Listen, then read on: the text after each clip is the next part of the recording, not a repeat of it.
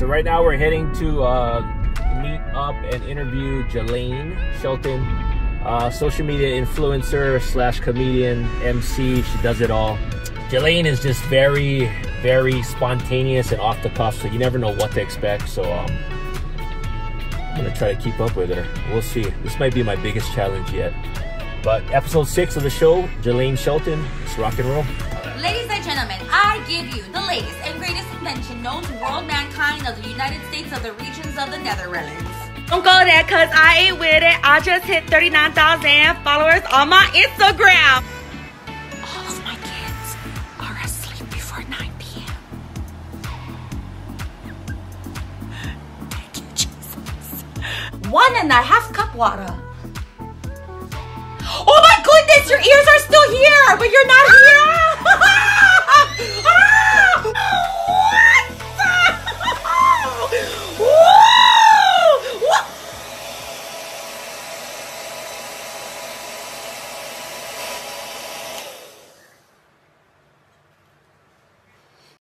Hi, and welcome to the show, another episode of the show where we interview the storytellers, hustlers, and the outcasts of the world. Today, we are with a special guest on episode 6, Jelayne Shelton. You look very excited to be on. You don't clap or anything when we do this? Jelayne Shelton. Stop! Hi! Wow, stop! You guys are so sweet. Audience, Thank you so keep much. it down. Stop. But thank you so much for joining us. I had no choice. Yeah, no, you did have a choice. It took a long time to book you. No, it wasn't. I talked to your people. I talked to your agent. I talked to your, stylist or something? I have a stylist? Yeah. Oh. And they all was like, I was trying to get an appointment with you. I just couldn't get it. So luckily, we got at least 10 minutes of your time to be on the show. 3. 3? No, we made for 3 minutes. Is it extra for that extra It is. too? Sorry. Does it still come with the free keychain? Not at all. And you can't use my bathroom. Where do I start on this long list of things that you are? An adult entertainer. Okay, besides that, she's a social media influencer, she is a comedian, she is an MC, and a little bit of singing, huh? A little, So maybe you might get into a little singing towards the end. Maybe. Again, you only have 3 minutes. Okay. Yeah. Are you timing this, Harry? Yeah. Okay, cool. He got it. He got it. All right, we got 2 minutes and 20 seconds left. Okay, so anyway, where do we start? Let's start from the beginning, from the absolute beginning. How were you as a kid growing up compared to now? Because I can imagine, like, I mean, you got a lot of energy now. How were you back then? Were you a shy kid? Were you, I mean, that's a stupid question. No, I think I was always kind of energetic and always positive. I never really, I mean, the only time I was shy was if I liked a boy. But that's about it. Yeah, I've always been kind of like this. Sorry. You were comfortable going in front of groups, in front of a class, and just doing your thing? Usually, yeah. I think the only times I would get nervous is when people would ask me to sing in front of them, and I would kind of like clam up and get like sweaty palms, and then like I would put my fingers, and then I would smell them, and I'd go like this again and smell it, and then make people smell it. Yeah. Not weird at all. Not weird at all. At all. Yeah, not at all. We met a while ago, like maybe like 2 years ago. I saw one of your videos. Wow. And your video, the first one I saw was the one where you talked about you were on the beach, and there was this group of girls. Oh gosh, I don't know if you remember that. Maybe 3 or 4 women just sitting down, you know, tanning. Beautiful women in 2-piece bikinis, just enjoying themselves. And so, of course, I'm there too. I'm enjoying myself too, walking around in the sand. And then I realized I can't help but overhear these women are talking about somebody. I can hear because I hear, oh my gosh, can you imagine coming out of your house looking like that?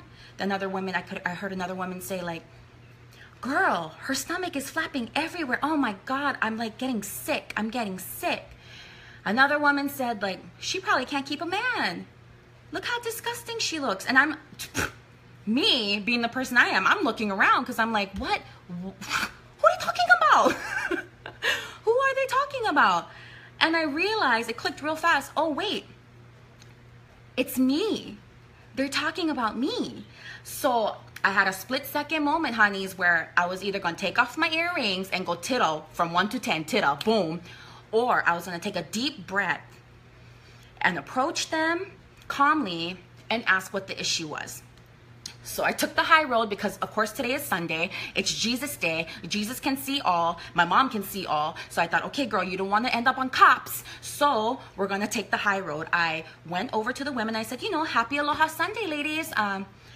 What are you beautiful ladies doing this weekend? You guys look fabulous. And, of course, all of them are looking at me like, with the look, you know, the look. And I'm like, okay. I said, you know, I can't help, but I overheard you folks making comments about me and about my body. I said, is something wrong? And so one of the women were like, honey, like, and she was like this, why would you come out like that? And I was thinking, oh my God, like, oh no, like I left toilet paper in my butt crack, like something is sticking out that's not supposed to. I was looking around, I was like, what happened? I said, do I have something like on my face? Like what's, she goes, your body, your stomach is hanging and you don't look right. So I looked at the lady in the eye and I said, am I offending you with my body? And I started laughing. I said, is my body offending you, honey? I said, I don't know whether to laugh or whether to punch you in the face.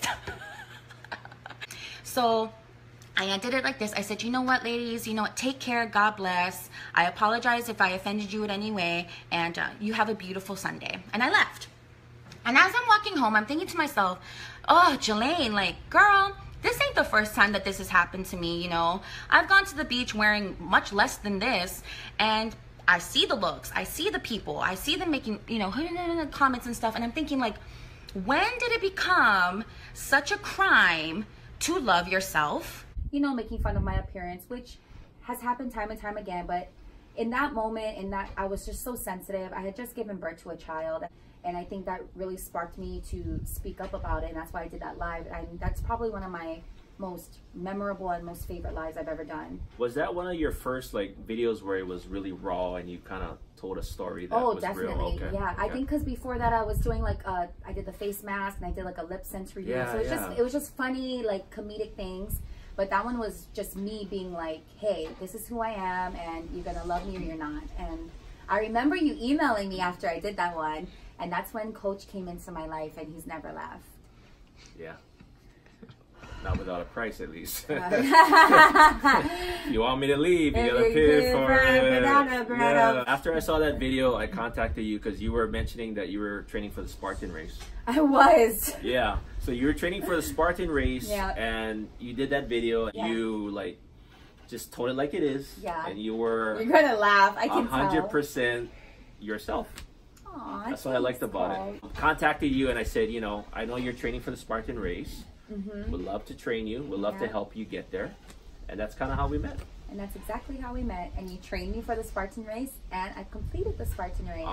So what was the feeling of that? Was that like your first big, first race like that style? Or have you done races before? Or? Well, I've done the Great Aloha Run, and I've done like a bubble run, I think, or foam run.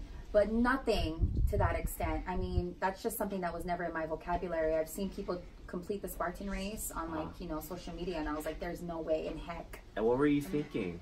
When? Like, how did you come up with the idea? Like, just one day you woke up, you're like, you know what? I want to suffer. I want to jump over stuff and jump over fire. Mm-hmm. Like, what made you come up with the idea to do the Spartan race? I think it was, you know, I had recently lost my mom, and I thought to myself, she died at such a young age, and here I am, still young, you know, I have a young family as well, and I want to do something that's going to create a fire within me, that's going to make me want to, you know, be a better person, not just for myself, but for my kids. And I thought, why not just sign up for something crazy? And the Spartan race was the first thing that popped up, and so I signed up for it. Hey, you did awesome. You're finished. Yeah, and I jumped over the fire. Remember, Could have jumped over the fire? Yeah. That's how she was. Slow motion that. So anyway, she did the Spartan race. We trained for it, and then, God, I mean, I was pregnant. You got pregnant, yeah. Again. And was that your second or your third? Third. I lost count at this point. Shush, yeah, what are you? That was second. That was my third one. Oh, okay, yeah. okay. So then I got pregnant, and then I was like, oh, I'm good then. I completed the Spartan race. I'm good. And I remember during our trainings, during that time, you said that next year you put it out into the universe that I was gonna go complete the Honolulu Marathon with Crazy Tupperware Mom. Isn't that funny? So we used to do Facebook Lives before Instagram Lives, and you know, she's spontaneous, but I can also be spontaneous too. And I knew, like, for some reason, I just knew, like, okay, if I throw this out there, that one, it's gonna put pressure on her. Two, it's gonna put pressure on her. And three, she's gonna end up doing it because it put pressure on her. If I could do it live, because you can't really turn off a live and you can't really back out, everyone would hear that and they would be like, oh. And I think I even said, like, oh, right now there's gonna start being a hashtag that's gonna start trending. Jay runs marathon or something like that. Yeah. And your followers are so awesome. They started putting hashtag Jay runs marathon. Isn't that crazy? That was crazy. That's not even, that was before I even finished the Spartan race. Yeah, that's true. And I was like, yeah, whatever. Yeah. And I remember you telling me, oh, it's only 26.2 miles. I'm like, okay, sure. And Maria's still in the background. Maria's like saying things that, you know, Maria would say. And she starts making excuses like, oh, next year I'm going to be on a Florida. Florida. Tupperware trip. Can't be there. Yeah. All that stuff. And she actually wasn't there. Maybe. She was actually telling the truth. So little did we know, I knew, but little did you guys know that a year later you'd be doing the marathon, which we'll get into later on. But how did this whole craziness, this whole social media thing start for you? Like, take me through the process. This one day you turn on a camera, you're like, oh, I think I'm just gonna make a video. I think I'm pretty funny, honey. I'm gonna make funny, honey. You just used one of my lines. Funny, honey. And you just turn on a camera. Can you remember the first time you shot a video? Or you just got into it? Like, what was the thought process? Well, the first video that I shot was actually a private video. Oh. And that I shared. It was after that. That I shared later. It was a pie. I was pregnant and I was craving pie. Okay. And I did a little rant on a live, which was one of my first live videos. So this morning I woke up craving pie. Yes, because when you're pregnant, you get cravings. I was craving the Okinawan sweet potato pie from Gyokaku, or is it Gyotaku? Gyokakalako, whatever. I was craving a pie. Like, I could taste it on my mouth. I was like, oh my God, I gotta get that pie. But that was my first official live video. And I kind of caught the bug from that. And then one of my friends asked me if I could do a Lip Sense product review. So my friend actually requested me to do a product review of her product Lip Sense. And I thought, okay, what the heck, let me try. It was my first ever product review. So I went live on my private page. And then one of my friends said, hey, Jay, why don't you make it public? Because it's really funny. I'm like, I don't think it's funny. She's like, no, it's like really funny. Just make it public and see what happens. And so I made it public. And I think that one went viral within like 2 days. Really? I think it hit like 1 mil in 2 days. I guess everybody liked the fact that it like tortured my lips. For all those average people out there that don't know what 1 mil is, it's fancy talk for 1 million. Okay, stop. 1 million. $1 million. And we hold the world ransom for $1 million. It hit 1 mil. Yeah. And that's when you knew you had something going on. I didn't even, that's all I was thinking about. I didn't even know what to say about it. It was crazy. Yeah. People actually wanted to watch someone do that. Like, it was weird. So you're like, why is people wanting to watch my stuff? Yeah. You probably even think you were entertaining. Not at all. No, I just thought it was obnoxious. Let's think back to the moment that you said, I think I have something. I think I'm onto something. Did you let your husband know? Like, what did your friends say? Well, that's a good question. And I don't like have a good answer.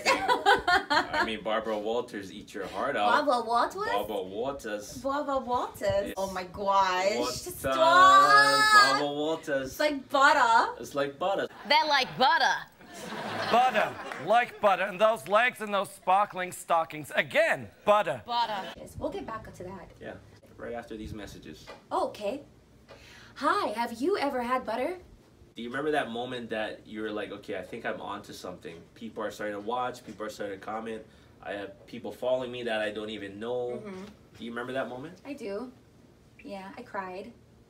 Because I was like, what did I just do? What did I open? I felt like I opened up like Pandora's box. Yeah. Are we finishing each other's sentences? I know, right? Yeah, oh my gosh, box. Yeah, open with the box. Yeah. Yeah. Put it on my one socks leg at a the whole time.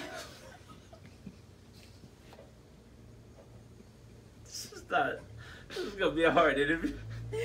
I thought we were rhyming. You were on to something. Yeah, like I said, I felt like I opened Pandora's box, and I knew I couldn't go backwards from this. I knew I had to keep moving forward. My husband was a little weary of it, to be honest, because he was just thinking like, you're putting yourself out there for everybody to judge you. Like, are you gonna be okay with that? And but he was supportive nonetheless. And how long did it take him to start realizing, okay, I think you got something good going on? What is today? Today is March 10th. Today, probably after a couple months, he started realizing like, wow, there was products being, you know, mailed to me. People were inquiring. I had to, you know, ask people to kind of help me manage the emails that I was getting and the messages, and yeah, so we knew we had something going. Oh, cool. Now, when we watch your lives, Facebook, Instagram, it's kind of like, you do kind of have a cast of characters that I wanted to bring up. It's a cast of characters of friends and people that end up being in your video. So let's start off with your first one, okay. Mario. Hey there, ho there, hi there, hey there. We're trying to do a vlog for the first time. A vlog. Mario! So Today's Mario Day. Really? Oh, Today it is Mario Day. It's me, Mario. Happy birthday, Mario. Happy birthday, Mario. Yeah. Mario. And Mario. So how did you meet Mario? He's cutting me off, and I don't appreciate that. So how did you meet Mario? Okay, Dad. You and Mario go way back, right? We do. I met him. He was actually working in my mom's classroom as a skills trainer, and then I jumped on the bandwagon and became a skills trainer too, and we worked in the same classroom, and we all became friends. I'm gonna say it's almost 10 years. That long? Huh? Yeah, ever since puberty.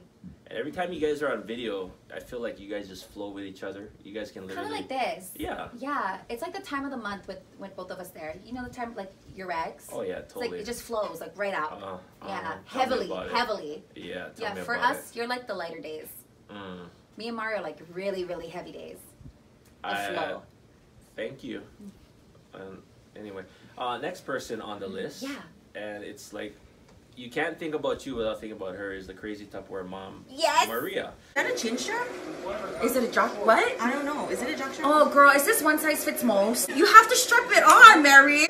Oh, no. So me and Maria kind of met through mutual friends in the beginning, and we just kind of clicked like instantly. She just had a baby, I just had a baby. We were both like the moms of the group that we were in formally, and we just had a lot of things in common. And she kind of reminded me of my mom, really, in a sense. Yeah, like the way she looked, the way she acted, and it was really nice to have that bond again that I was missing. Yeah, because you guys do everything together, right? We wax each other. Yeah. Yeah, we floss each other's teeth. Floss too. We do. That's sweet. Even when we have like ingrown toenails, like we'll be like, oh my God, it's Tuesday. And then she'll like take out my ingrown toe. Even that. No? Yeah. Okay. Checking if you wanted to do that too. I guess we're not that close. The last person on the list, that should have been the first person, is your husband. I already named my meat.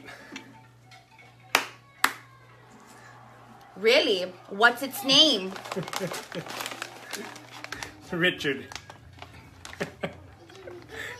Let's get that one open. I'm trying to. Richard. Richard. I've noticed in the past year or so he's been on a few more videos, right? Yeah, a little bit more. Yeah, a little bit more. But in the beginning, where was he kind of like, I don't want to be on, honey. Yes. Get me off the video. Yeah, definitely. Yeah. He's very shy. Really? We're very opposite. In fact, I don't even think we should be married. Just kidding. But talking about marriage, how did you guys meet? We met at a barbecue. Uh-huh.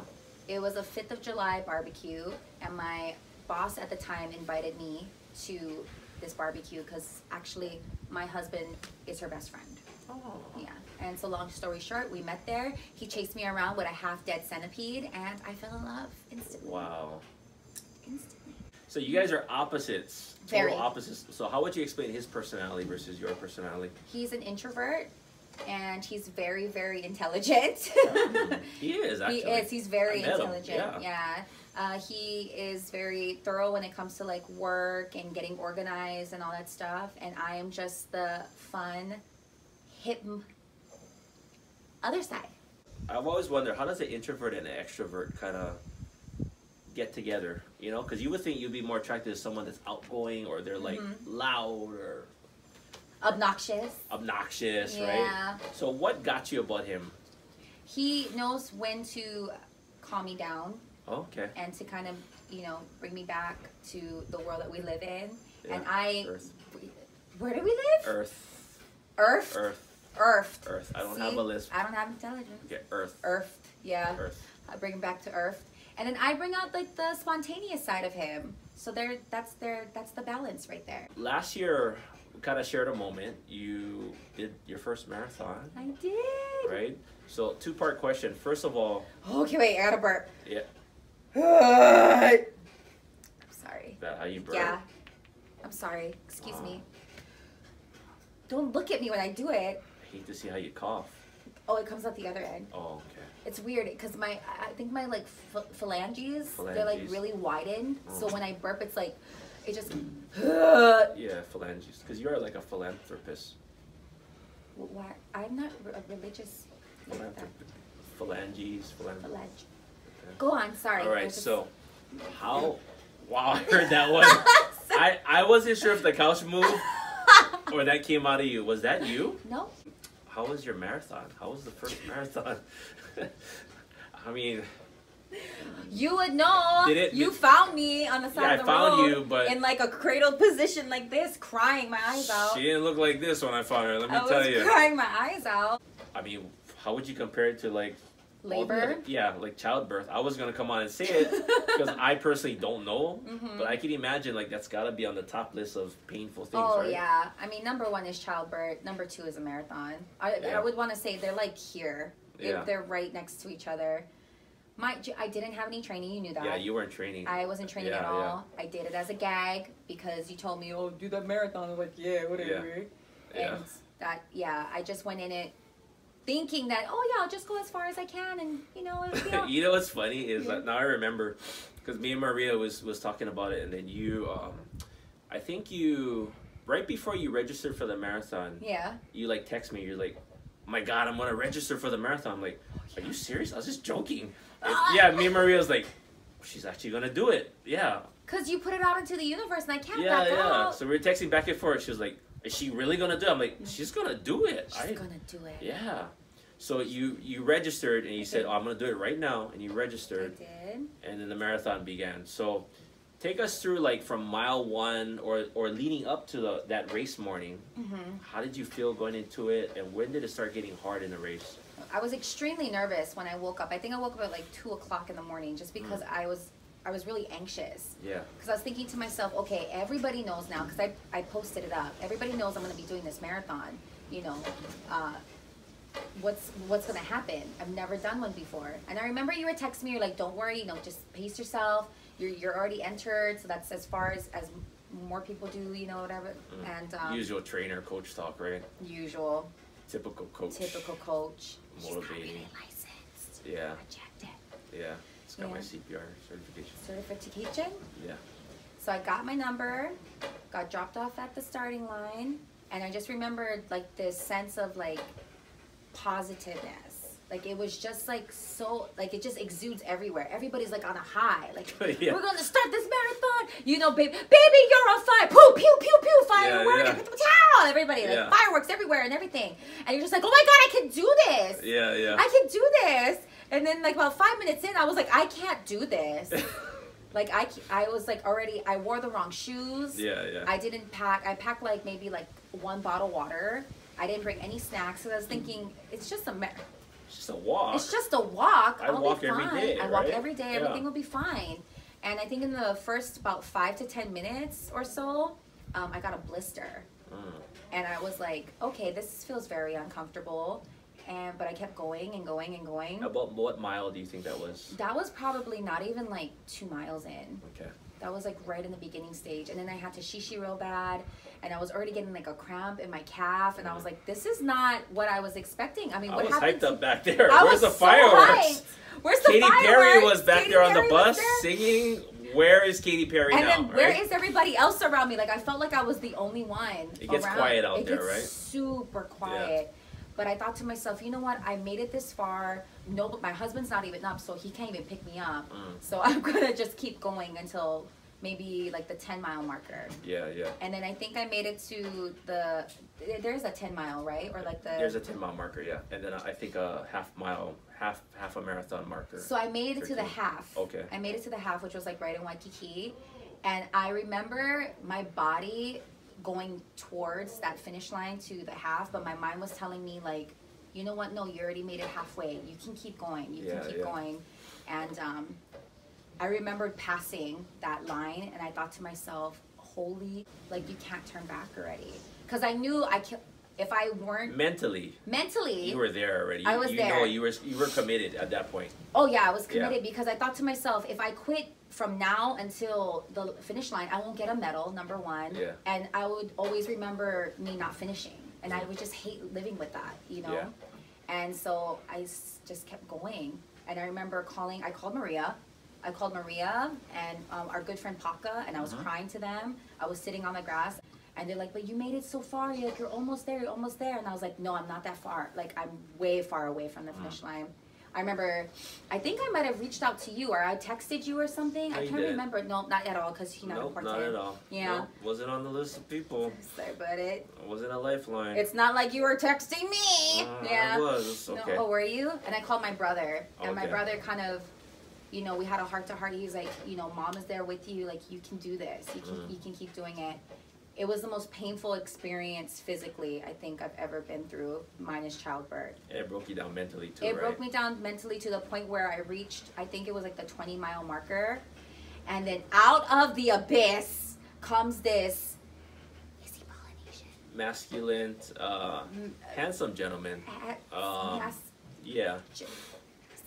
Out of the abyss. The abyss. So we're talking about like smoke, just all of a sudden. Like, yeah, it was like, phew! It was like, you Katy Perry again. Katy Perry. Again, right? You know what? The guy did look like Katy Perry. Yeah. He did. No, I don't yeah, remember he looked him exactly like Katy Perry. No, yeah. I don't remember. Coach actually was running towards me at the 20-mile marker, and I like just broke down. Yeah, that was the final stamp of the. I was like, this is it. Like, I just started bawling because I thought to myself, I felt so alone. Everybody was gone. I felt like I was the only one left in the marathon. And I thought to myself, there's nobody here that's gonna like rescue me. Like, I can't do it, but I can't do it anymore. And we kind of talked about it before. And I tell all clients this, and I kind of mentioned it to you too, is like, everything's going great in the beginning of the race. You got fireworks, you got unicorns flying over you, and everybody's like, oh my gosh, we're all pumped up, we're gonna do this marathon. Yeah. And then it starts getting really quiet in a marathon, and it comes to this point where you start losing people. Because either they're all the way in back, if you're a Kenyan, or they're all the way in front, they pass you because now your legs are breaking down and everything. And then it becomes a mental game at the maybe like mile 12 or mile 13 or so. And did it kind of feel like that for you, where it started getting really quiet? Oh yeah, definitely. I think, especially that 12 to 13 mile marker, the road that you're on seems so empty and dead.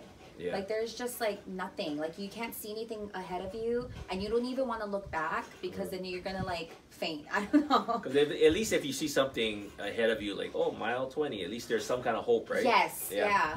But I was at that point where they were removing the markers already because I was one of the last people. Well, that's what I felt like. And so when I think I saw you is when I saw the ground and it was like that line that said 20 ml, and I was like. Literally with that face. Like, yeah, she had that face on. Yeah. And he's like, come on, you can do this. Come on, you're okay. I was like, you found me. You found me. I found you, yeah. You found me. I really thought I wasn't going to find you. How long were you running for? He literally was running. Yeah. I swear, I was running for at least 2 miles. And I was thinking, oh, no. So like I'm running and I'm, okay, there's a GPS system on the website, or there's an app that you download, and it shows the runner that you're trying to track. Oh, yeah, So me and Maria that morning, we were texting back and forth. We were like, where's Jay at? And I said, oh, on the GPS, it says Jay's at mile 12 and a half or whatever. So I'm running in that direction, and Maria's like, did you find her yet? I'm like, I think she's faster than what I predicted. No. Because I swear I'm not seeing Jay, and I was running for like 2 miles. Holy cow. And I was coming to the point where I was like, oh, great, Damon, you got to run 2 miles back, as if that's really something compared to like 26.2, right? And then thankfully I start running, and then I see you, and I'm like, oh, she needs someone right now. She needs a hug right now. So, you know, I came up to you, and then I just, At that point, you know, I just wanted to walk with you a little bit and just kind of get your head clear. Yeah. Because I knew you were breaking down. Oh, yeah. I've done marathons before where you know, you come to a point where you're like, okay, your mind starts playing tricks on you. So the body gives out because the mind just said, you know what, guys, you're all going to shut down now. You're not going to finish this race, and the mind controls everything. Yeah. And at that point, I knew already. You're like, yeah, I am done. Yeah. Right? I was done. You weren't expecting me, though, huh? I was not expecting you. I think that's what even broke me down even more was the fact that someone actually cared that much about me to kind of be my rescuer. But you know that's what trainers do, right? No, not all. And you even brought like sustenance. You brought like those little packets. Yeah. And you're like, you should, and mind you, because I wasn't eating anything. Yeah, I didn't have anything. I was dying. I had no water, nothing. And I remember you just kind of motivating me like, okay, I don't even remember what you were saying. All I remember was just your presence. And being that I've been doing this for so long, as I'm talking, I'm thinking, one, either she's not listening to a word I'm saying right now because she's delusional. Just like now. Number two, she's like, oh my God, he is talking a lot right now. All the time. Yeah. Yeah. So I was like, okay, Damon, you got to balance out the talking with the motivation, right? If I talk too much, she's like, just go. And eventually what happened was she said, you need to go now, coach.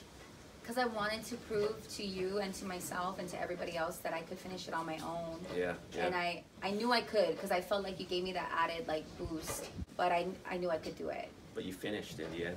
I did finish. How was that feeling crossing the finish line and just that sense of achievement and euphoria? Yeah. I felt like I was kind of in a daze and I was dreaming. Yeah. I could hear people around me like, oh my gosh, you're right there, Jay, you're right there. And it was just like... Yeah, your baby's there, right? Your husband My husband showed up. Yeah. My husband showed up with my kids, and that... I almost just fell to the floor over there because I just thought to myself, Mom, my kids are here seeing Mommy do this. Yeah. And that's something that I hope that they can cherish for the rest of their lives. But you weren't at the finish line. I was out there when you needed it the most. Yeah. I was thinking too, I was like, okay, I'll go to the end, but I don't think she needs me in the end because she's going to have everyone cheering for her. That's great. I'm going to go where she needs it the most. Yeah. The one place that no matter how good best friends you have, even Harry would not come out there for me. I know. Your name's Harry? Harrison, 2 Cents Harry. He goes by a lot of names. Camera. He's not. You've been calling him Carmela all this time, and I've been meaning to tell you like his name is not Carmela. I don't even know your first name. Damon. Dean Stanson. Damon. Stanson. You went through the marathon and everything. Yes, I did. And you accomplished that huge accomplishment. Thank you so much. But that's part one of my question. Part two was another side that I really didn't share with you. When I was out there with you, I saw this different side of you. And I remember one person, of course, because you get this a lot. People want to take pictures with you. Oh, yeah. And they want to take pictures at all times of the day, no matter where you are, what you're doing. And I remember there's one person that wanted to take a picture, and she's like, oh, honey, this is Jelayne. And I'm on the side, like, probably holding your towel or something, like, hey, coach. And after you took the picture, we walked away, and I said, does that ever get old? Because I don't know 1 mil. I don't know how it feels, right? I make a video, and if I get 10 viewers, I'm like... And I'm all 10. Yeah, I think I'm doing great for 10 viewers. And that's awesome. One of them is Harry. And I saw this side of you, and I remember asking you, and you might not remember this because you were delusional at the time. He was like, what did you say? I said, does this ever get old? How does this feel? And you said, there's sometimes I just don't want to be Jay. I don't feel like being that person that they expect. Because when you're an influencer, and you have the public eye on you, and you have all these followers, people expect things of you, right? And you feel like you always have to be on, and you have to, because you are pretty much an entertainer. How does that feel to always have to be on? Is there times where you just like, you know what? I don't want to be recognized when I'm out shopping for groceries. Like, how do you deal with that? I think it's funny that you mentioned that because that happened yesterday. And it was so funny. I took my daughter to the grocery store yesterday, and I was in such a grouchy mood because my daughter was just being a pill, how kids can be. And I remember I was scolding her while we were coming out of the grocery store, and I got into my van and I was still scolding her as parents do. And I get a knock at my window, my van window, and I'm like, I look pissed off. Yeah. You know. And it's a woman like waving at me, and she's smiling. And long story short, she wanted me to take a picture with her. She recognized me, and I came out of my van. I'm like, I'm so sorry. I was just like in the middle of scolding my child. You know, I'm having a parent moment. But it, you know, I was really nice, and she was really sweet. We took a picture, and I got into my van. And while I'm driving, I was just thinking to myself, like, in those kinds of moments, you know, of me being like a parent or me with my children, I think sometimes I forget that people are watching me, and sometimes I wish that people weren't. Just because I am a mom and I'm a human being, and I know that I don't know how people would feel having eyes on them all the time. You know, I don't even know how celebrities do it, like actual like real celebrities do it. I give them a lot of credit. No wonder some of them go cuckoo manuku. How do you deal with it? Do you just kind of gently let them down, or do you have to kind of be like, I'll come back to you at another time? Or no, you know, if they're requesting to take a picture or hug me or want to talk story, I will do that, because I think that it's a blessing in itself that people out there, you know, want to take time out of their schedules and their lives to say, oh my gosh, I love you, I love what you do, and I truly appreciate that. I never want people to think that I'm not appreciative of that, because I am, because I know one day it will all be gone, and then I will be that regular person just walking down the street and nobody will know who I am. For your followers watching and everyone watching, how does one approach a social media influencer or someone that's out there that probably has it a lot? With food. With food. A ton of food. On the other side of that, your fans, there's also the negative. They're family, not fans. The family. On the other side of family, there's also the negative Nancys. Oh yeah. So people will leave comments, they'll DM, they'll do all this stuff. How do you deal with that? And has your way of dealing with that changed since when you first began? Definitely. I think in the beginning I was just overly sensitive to every negative comment that I would come across, just because I've never put myself out there in that way, and knowing how cruel and vicious people can be without even knowing you, I think that really opened my eyes to seeing that the majority of people that are leaving those comments probably have a lot more issues than I have, and I just have to pray for them and, you know, be even more of a positive influence out there. Having empathy. Having empathy. Yeah. That's a good word. Yeah. How do you spell it? E-M-P-A-T-H-Y. Wrong. Empathy. Wrong. Can you use it in a sentence? My stomach is empathy because I didn't eat. No. No. No. Empathy. Quit your day job. I don't have one. I have a very tough skin now. Good. It's gotten a lot thicker over the years. It comes with the territory. It has to. You have to be prepared for the negative, because it's always going to be like that. Not even if I was on social media. I'm sure, like, if I was in a work-related area, not everybody would like me, and that's just how the world works. It's okay. And I think that's one thing I love about you, and I think that's why everyone... Just one thing you love about me? That's just one thing out of the long list of things. Yeah. And I think that's why people gravitate towards you, is you're just so raw and real. You've done lives on the toilet. I have. I've done some pretty crazy things. You think one day, like, your older self will just look back and be like, what the heck was I doing? How is 50-year-old Jelayne gonna look at 22-year-old Jelayne? I hope that I'm still as spunky as I am, and that I'm still the exact same person, personality-wise, just a little bit more flavor. Yeah. I have no shame in anything that I put out there on social media, and that's the reason why I don't delete things. I just keep it out there for the world to see, and if you like it, you like it, and if you don't, then you will, eventually. Yeah. I think so. And on top of that subject, I know you've also kind of addressed a few, like, serious topics on your social media, and one of them is your depression. So I know I kind of talked about it in a past episode. I kind of went through a little depression. What has been your experience with depression, and when did it kind of start for you? I want to say it started probably when I was in intermediate.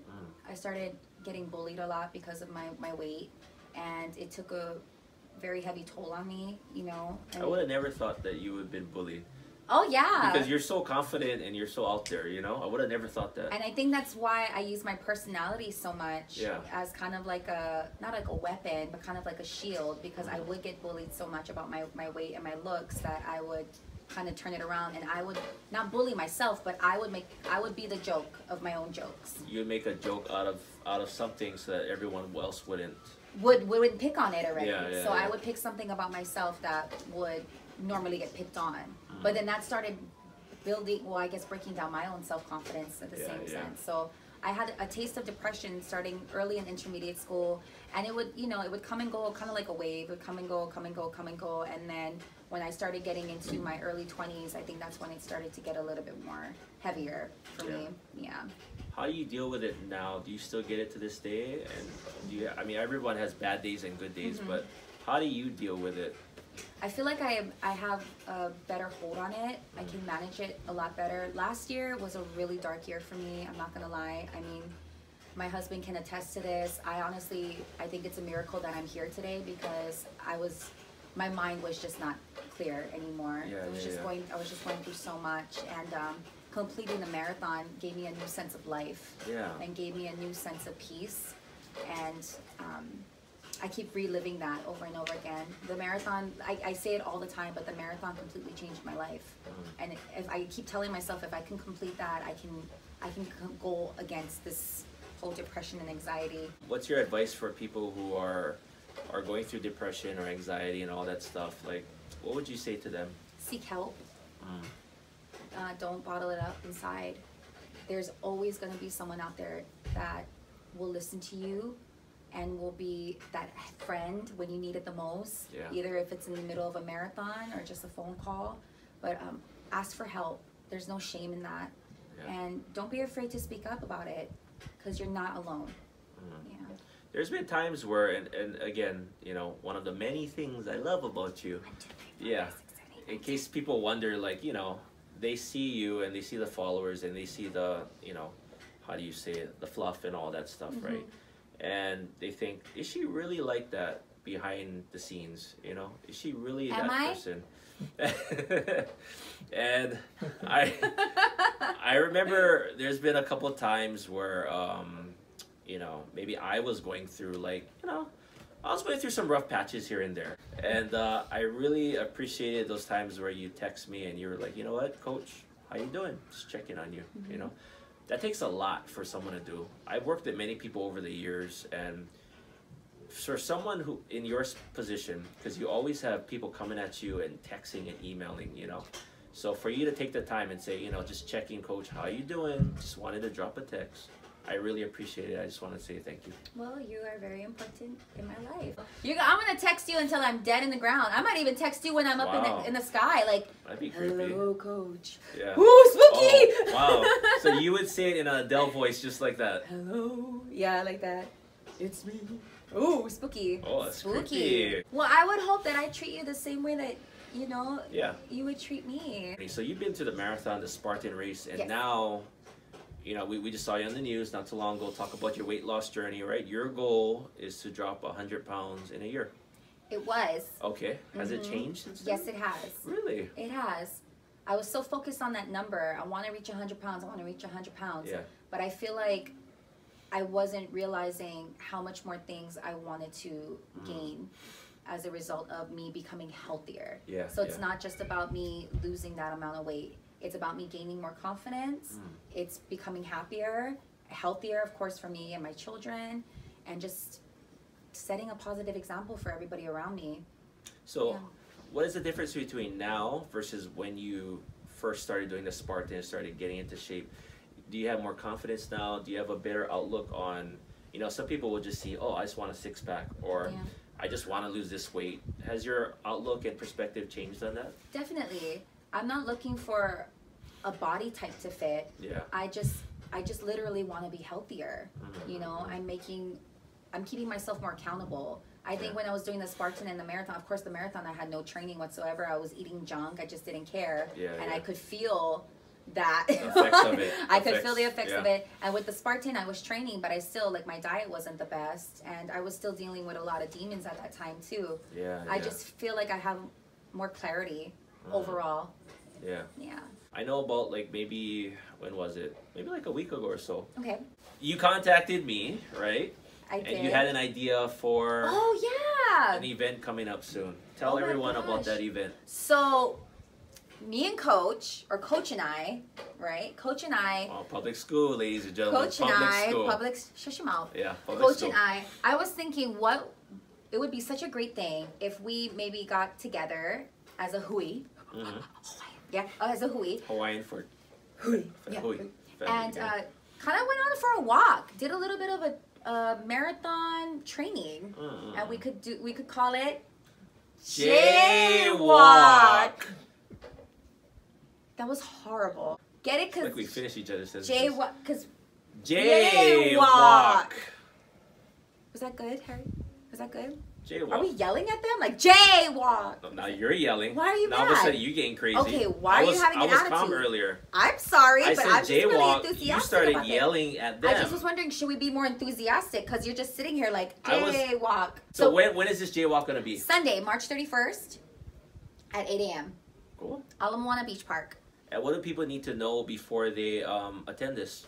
Well, just bring some running shoes. We're going to be walking for about 45 minutes. And we're going to have like a 10 to 15 minute Q&A. After that, we're going to have some light refreshments provided by me because Coach doesn't have money. Yeah. Yeah. Doing this for free. Yeah. All of it. Totally. All of it. Yeah. Yeah. But we're going to have a Q&A. So if anybody has any questions about the marathon or marathon training or maybe, you know, things about Coach, like what's his favorite color? Black. You know, what's his eye color? Black. What's his shoe size? Black. Black and a half. Black and a half. Black and a half sounds like a great like sitcom TV show. Like welcome to Black and a Half, right? Welcome to- Oh, we're gonna have to He edit needs that to out. stop that. Shucks. Yeah, he needs to stop that. So how are we gonna sign up for this event? Look out on Instagram, both of our Instagrams. We're going to be posting it this week. Sunday, March 31st, 8 a.m., Ala Moana Beach Park. Oh, anyway, I just wanted to thank you for coming on the show. I'm not. Hey, behave. We got Excuse. we got a minute 15 left on the contract that we paid for. Okay, can I just get through my spiel? Yeah, Go. get to your My spiel. spiel. Do your spiel. Do your spiel. Thank you. Thank you for joining us. I'm proud of everything you've accomplished, and thank Thanks, you Dad. for you're awesome. You're awesomer. And you are awesomest. But you knew who is awesome in this? Who's awesome in this? 2 cents, Harry. Thanks, Coach, for joining me on my couch. Now go home. Thanks for joining us on the show, and we'll see you on the next episode. See ya.